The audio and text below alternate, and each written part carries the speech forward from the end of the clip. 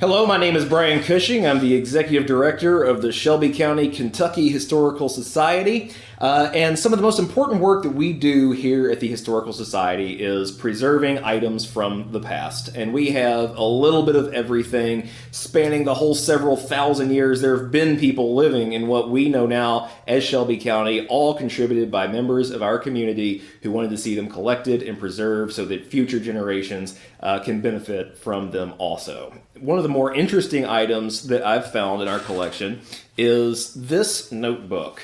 It belonged to a Dr. L.A. Freeman, and he wrote down recipes for his prescriptions between 1849 and 1865. But one of the recipes that I found in here was not for medicine at all. It was for soft gingerbread. And it was just a list of ingredients, though. There was no instructions on it. However, Mrs. Sarah Tyson Heston Rohrer wrote a cookbook in 1886, and I dug into it and realized that her gingerbread recipes seemed like they were pretty similar ingredients and proportions to Dr. Freeman's, but she had some advice on cooking temperature and cooking times and things of that nature. So we figured we could combine the ingredients from Dr. Freeman with the cooking advice from Mrs. Rohrer and maybe get pretty close to what Dr. Freeman was tasting back in the 1860s. And it's even right in time for Christmas. We're almost at Christmas now. Some gingerbread from history seemed like the perfect Christmas treat,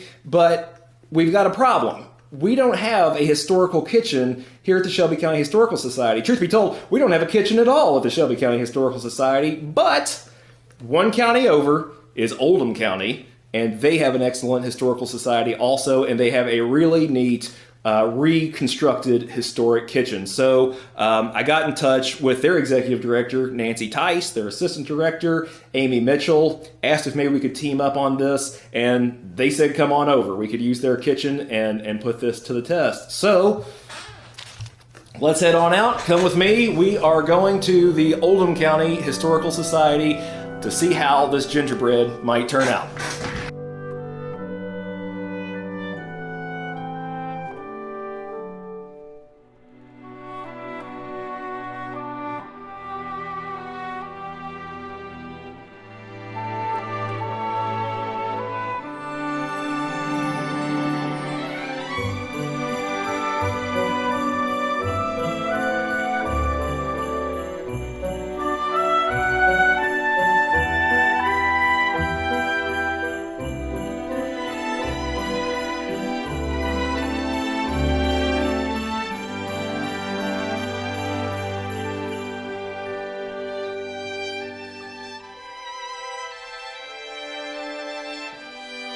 So we're actually just going to be making half a recipe today because the full one makes quite a bit, and half goes pretty comfortably into just a regular 8 or 9 inch baking pan. So I have a stoneware plate here. You can use something metal too. I've already buttered and floured this. We've got half a cup of just plain white flour. Half a cup of softened butter, that's 1 stick, and I did use salted butter today because there's no additional salt in the recipe, so I thought that might balance out the flavor well. We've got half a cup of molasses.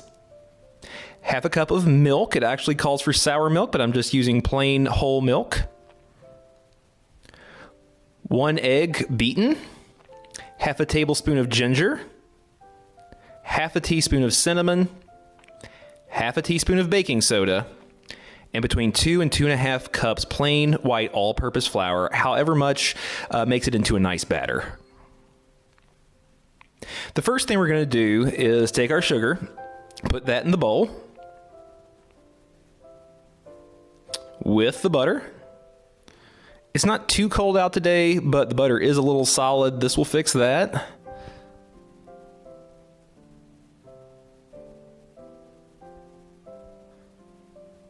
We're just going to cream it all together.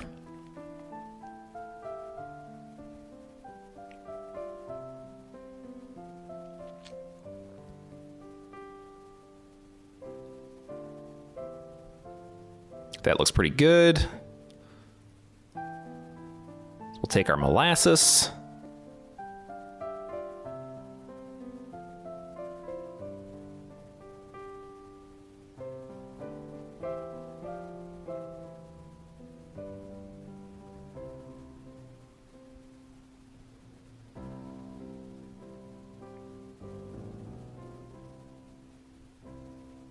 And we're going to cream that as well.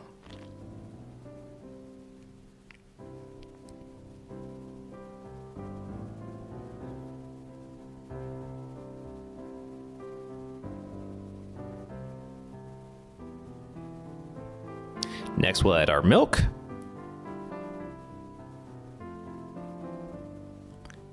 And eggs.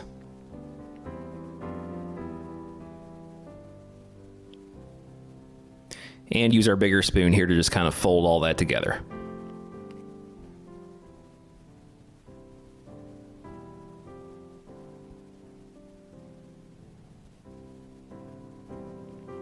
Spices, ginger, cinnamon, and soda.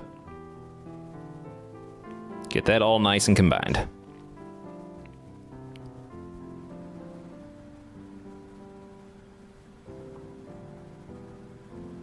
Lastly, we're going to do our flour slowly so we don't overdo it, just enough to make a nice batter.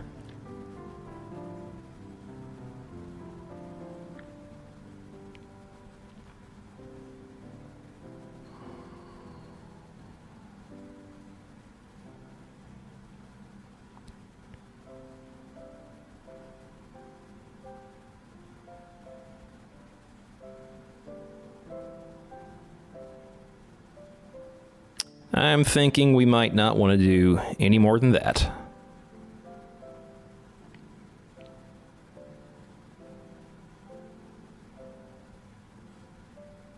Bring in our plate.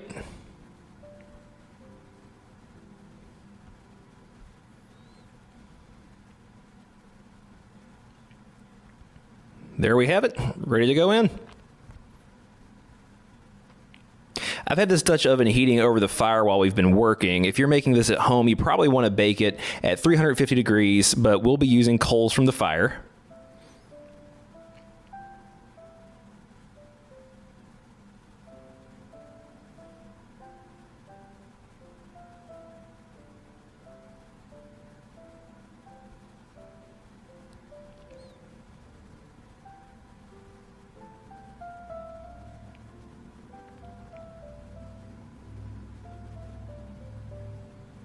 I have an S-hook inside the oven so the plate won't be sitting directly on its base.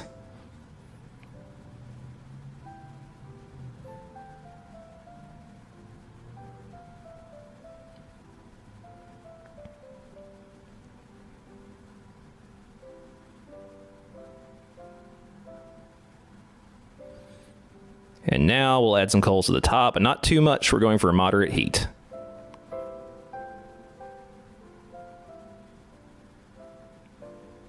Might have to keep an eye on these and refresh them at some point. If you're making it like this, be sure to turn it at least once to be sure one part's not getting more heat than another. And right at 35 minutes, we're done. I tested this in the middle with a skewer and it came out clean. No wet batter stuck to it.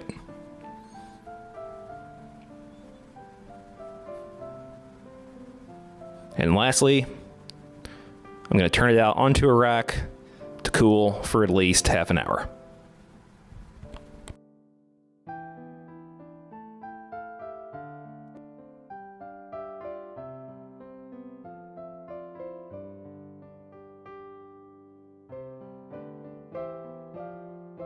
So it looks like we're done. I'm here with Amy Mitchell, the Assistant Director of the Oldham County Historical Society that helped get us set up today, and let's see how it turned out. All right. It looks great. There you are. A little taste of Thank 1860s probably.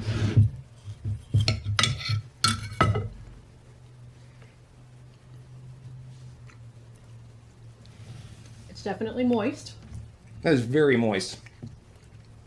It's good. We tried this once in a conventional oven, and I think the Dutch oven really gave it a nicer texture on the outside. It has a good crumb. Not overly spicy. There's no like flavors hitting me No. over the head. It's just kind of nice and pleasant. Yeah. So, yeah. Very nice. So, here it is, folks. A little taste, just kind of a random find from the 1860s right here in Kentucky. Some soft cornbread. Some soft gingerbread. I've been saying cornbread all day. But yeah, that's our little Christmas experiment between the Shelby County Historical Society and the Oldham County Historical Society. So if you're ever in these areas, please stop in, check out what we've got. We'd love to have you, and check out those links below if you might be able to support either of our organizations. We'd really appreciate that too. We exist on the kindness and the will of our communities. Absolutely. So thank you so much. Merry Christmas and happy holidays, and we will see you in the new year. Merry Christmas.